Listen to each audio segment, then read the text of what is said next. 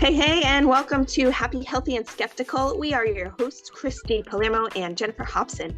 And today we're talking about react versus respond.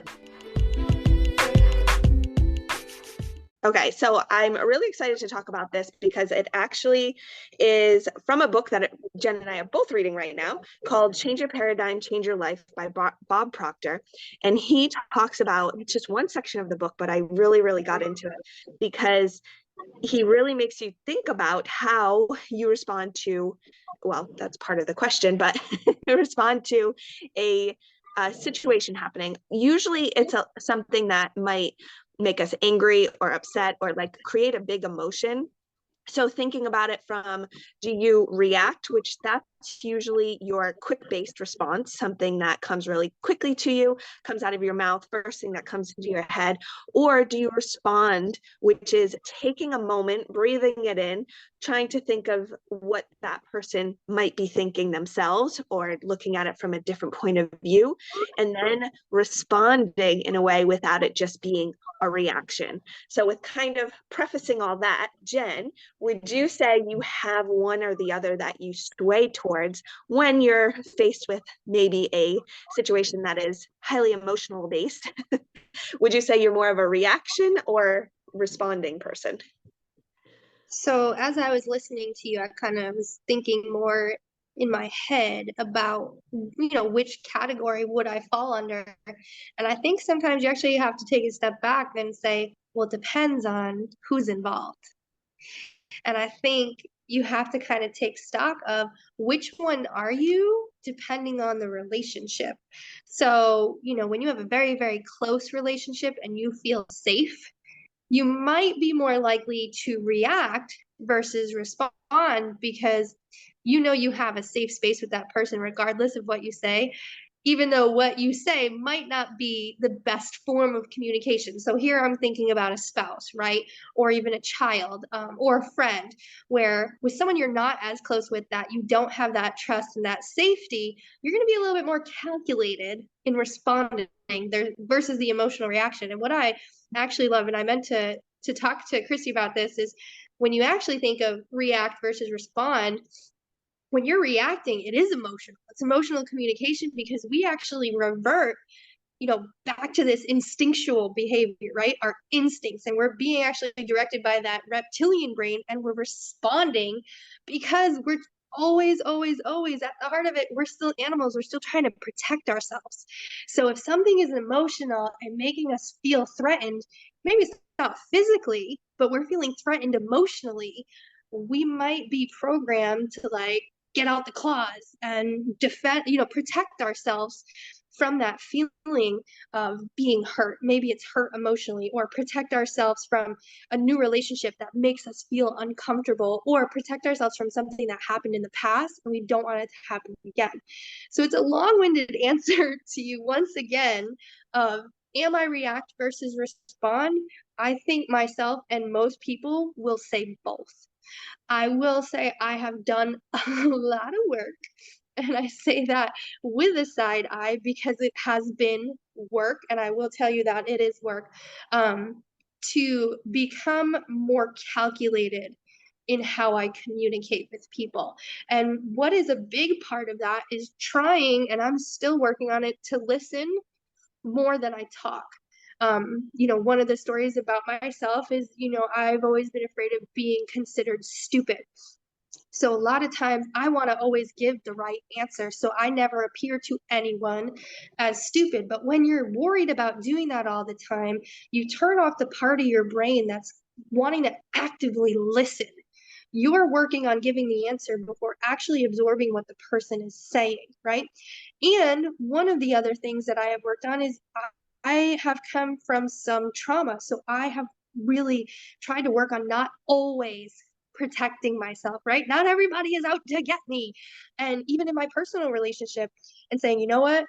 Press the pause button. And what I know many people have probably done that. I have gone like venomous, right? In text, and it's like, and I'm giving that like nasty answer because that nasty answer is going to protect you from hurting me in any way possible.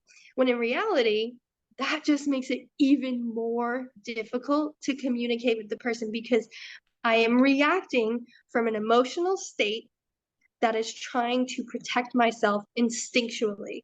I don't think there's any other way you can react except for emotional and instinctively, where if you are taking the time to respond, you are open to communication, you're absorbing what the other person is saying, and you're responding in a way that is open to two-way communication.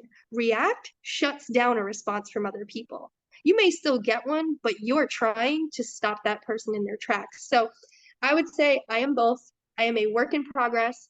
I think in your closest relationships, just like mine, I am quicker to react than respond. However, in business, I think I actually am a responder versus a reactor. Say that's true about you because being in business with you, I mean, having known you for a long time in life, but in business for sure, you really take the time to respond, and I always respected that, and I think it's something that I aspire to because for sure I think we can all say we have both sides. And adding on to what you're saying, where it's emotional and it depends who it is, I also realize that when I react quickly, it's usually related to some kind of trigger for myself, something that is long ingrained in me. Moments that come to my mind right now are when my little kids are doing something and I just like flip out in response. And then I have to backtrack and I'm sorry, I shouldn't have yelled at that thing. That was a mommy thing. That wasn't anything to do with you. And, having to take that responsibility for just coming out and reacting. But I think identifying where our triggers are and helping us see when those moments come up is the times that we need to take a moment and respond and not just react. But yeah, I think all of us can say that we have a little bit of both, so working on it. And I love the word that you said, trigger, right? I had used the word trauma. So sometimes they're associated, sometimes they're not. And our podcast is for all types of people, but we know there are a lot of parents and moms listening. And so much of this we actually end up beating ourselves up for because we were quick to react. And then when we peel it back, well, why did I react that way? It wasn't necessarily something they were doing. It's how I responded to what it was that they were doing. And why did I respond that way? Because I was over freaking stimulated. And I was overstimulated, and that's my trigger, whether the trigger be noise and chaos or visual mess, whatever it was, or maybe it's all of the above. It ended in me reacting, and it ended up me reacting in a negative way. And I think a lot of people can relate to that we're not communicating the way that we would like to because we're so overstimulated and triggered that we go to that fight or flight and we go to that instinctual defensive mode. And then you're like, oh shit, why is that what I just did? Why did I respond that way? And then you feel horrible and there's this guilt versus if we can be working on the triggers, the overstimulations, and the calming of the nervous system, and really working on the mindset, we're going to set ourselves up to be more responsive versus reactive. 100%. And as you're talking about that, I'm going to stay on the parenting topic just for a minute because it makes me think of another book that I was reading that I absolutely am obsessed with. And I think I might have mentioned it on another one, but it's worth repeating because she is absolutely incredible. Her name is Dr. Becky Kennedy, and she has a book called Good Inside. And she does a lot of child therapy things, and her Instagram is phenomenal. We can put it in the show notes, but she has a lot of great tips for working with kids and things like that. But what brings to mind about what she says is, say us as parents have these reactive moments that we flip out because it happens to everybody. We all have fuses that get hit. And the thing with a child, and for any of us really, what becomes then the trauma or trigger for them of how we react, the only time it becomes a problem is when they sit with the feelings and it's not addressed. So that's where it's like important to make sure we take the time as parents, and or maybe it's a coworker, maybe it's somebody, maybe it's not a kid, but it's what I love about her stuff is it is relative to everybody in all relationships. But either way, it's going back and addressing that and taking that responsibility, and it's not leaving that person alone with the feeling of they did something wrong, or those the emotions that came up from our trigger and our outburst or reaction, and addressing it and saying like, hey, listen, like I didn't mean to yell at you. I didn't mean it to come across that way. You know, like it was something that came up for me and it really wasn't you. And let's talk about like how that situation could have gone a little bit differently from both sides. And even as a kid, like I'll talk to my kids like that and I'll say like, what's something that we could do in this situation, you know, for them and for me. And so addressing it, and so that those emotions aren't sat with ongoing and bringing it up. So I think that's just worth No, bringing up, even though it's a absolutely. little off topic. No, But but I don't think it's off topic at all, because it goes back to our communication and it goes back to the reaction. And very, very seldom is reacting ending in a positive format. And I know several times for me, not just to my kids, but my husband or even my mom, I've had to say, hey, I am aware, and it goes back to taking responsibility, just like you said. I need to own how I reacted to you. So I want you to know I own that behavior, and that is not how I want to communicate with you and react to you. And I actually go forward would like to respond to you this way, or I wish I had responded this way to you. And just so you know, you don't own how I communicated with you. I own that. And I think that's big too, because you're showing, it's different with your spouse. You're still learning from each other, but with children, they're learning to take ownership of their emotions, right? And I think that's important. No one can make you feel any kind of way, right? But when you're talking to them, they're going to feel like they're the ones that made you respond like that if you do not address this. Versus you saying, I own that I responded that way, and how you feel, you own. But I could have made it different by not making the situation so volatile, or by yelling at you. You would not have felt A, B, and C, right? And I think it's teaching kids to say ownership. And I think a lot of times it's going back to apologizing. Also teaching kids that adults can apologize for making a mistake, to show kids it's okay to make a mistake. And I think that's huge. I think we come from a place and a time where kids don't make mistakes, or it's kids are better seen than heard, and all these like nonsense sayings that all they really did was just set us up for triggers, so that if we chose to have children in the future, there's too many stimulants, the noise is too loud, you're cooking dinner, there's toys on the floor, and you just flip the fuck out. And you're like, wait, where does this all come from? And no, we're never going to be perfect at this. I'll swear on a Bible, I'm never going to be perfect at that. But I continue to try and get better and correct my behavior in the moment too.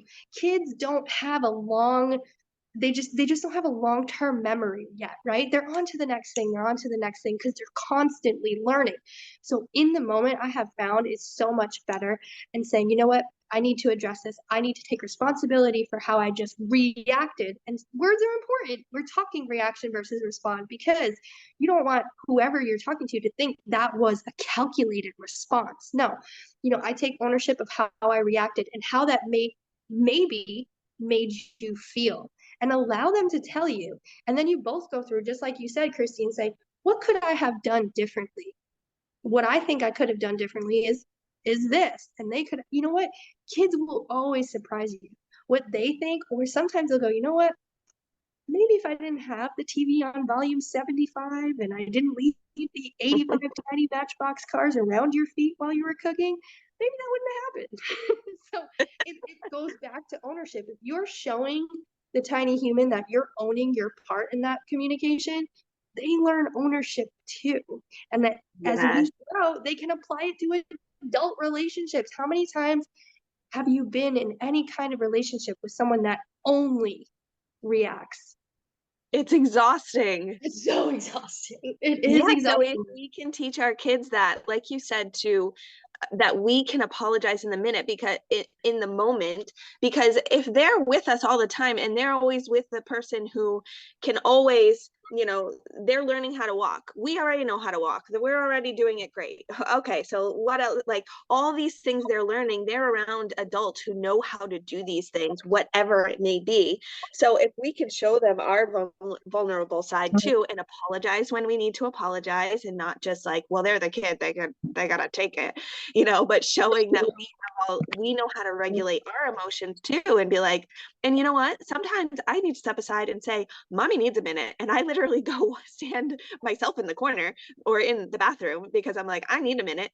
And they need to see that too, that I'm in control of my emotions. And sometimes I'm not, but I'm working through it with them and apologizing when I need to, because then that is what's going to help them regulate their emotions and not just react forever in their lives, but to take the moment to, okay, let's respond. So now I want to flip over to another thing Bob Proctor talks about in this book, and it's actually a tool for, it's a little different when you're in conversation. Obviously, you're not going to go do this little challenge with writing when you're in conversation with somebody, but when you're in conversation, you can still take a breath and take a moment and let yourself think, okay, what is this other person thinking? But if you have something that's on your mind that's bothering you, something that has you triggered, has your past bringing up, I don't know, whatever it is, maybe it's something at work, maybe home life, whatever it is, and writing it down on a piece of paper so that it's super clear and concise, whereas if somebody else was to read it, they would know exactly what your problem is, what you're facing. And I love this because I've never thought to do it this way. But he says he places it, whatever room he's in, say he's at his desk, he'll place it on his desk, and he'll go stand in another part of the room and try to like access a mentor of his or a favorite author, and try to be like, how would this person read that statement and react? Okay, now let me go over here and let me look at it. Okay, I'm gonna, channel this other person that I respect in my life, or maybe you don't even know them. Maybe they're again an author or somebody who has a podcast that you're like, how would they respond to this? And then it really gets you outside of your emotional head and outside of your emotional space, and to look at it from different points of view. And that's going to regulate your emotions again, get you to think a little clearer. And now you're starting to think outside the box on different ways that you can respond to this situation. And I haven't really actually done that specific thing yet, so it's a challenge for myself as well, but I want to bring it up because I think it's a cool tool, and I think we can all use it, and something that could be really resourceful for so many of us to really just take the time to look at things from different angles and different perspectives. Well, and that's why I think this topic covers so many different genres, because it's not just being a parent, right? We are leaders in our industry and in our businesses. And sometimes it goes back to regulation or switching the script, just like you said, and Bob Proctor's challenge basically of, if I was on the other side of this, how would I want a mentor to address it? How would I want a leader to address it? Or how will I address it as a leader, to make sure that I'm supporting, the people in my life the best way they can be supported?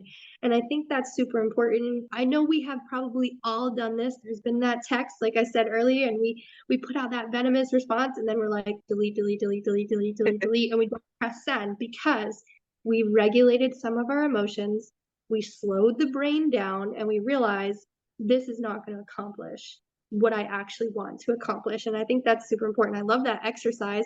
I mean, it's definitely a little bit figuratively and literally out of the box, because you have to embody someone that isn't you, but it's someone that you do respect. And that's definitely a different challenge. And going, oh my, would you walk up and go, that's the most ridiculous thing? Maybe what you're focused on just isn't that important. Or maybe it is important, but you haven't looked at it from maybe someone else that's going to be affected by it. So there's so many different ways that you can look at communication, at situations, and they can be really inflated and over the top and dramatic and use up a lot of your energy, because we know those are people, that's where they live. Those are those energy suckers. Or that's where we become an energy giver, and we look at something and go, you know what, versus reacting, how can I respond and put positive energy into this situation, even though it might not be my comfort zone. Looking at the silver lining for sure. Exactly. Mm-hmm. Awesome. Well, we could keep going about this because there's so many facets to this conversation. So join in the conversation with us. We are on Instagram at happy healthy skeptical. And yeah, check out, we will put in the show notes these books we were talking about that we mentioned in this episode. And let's keep this conversation going. And I challenge you, do that little what's the word I'm looking for? Exercise. Exercise. Do the 3 exercise. weeks away from having a baby. Here we go. Do the exercise this week. I challenge you. I'm challenging myself. I'm going to do it too. And I think we can all learn a lot from it. So have a good one, guys.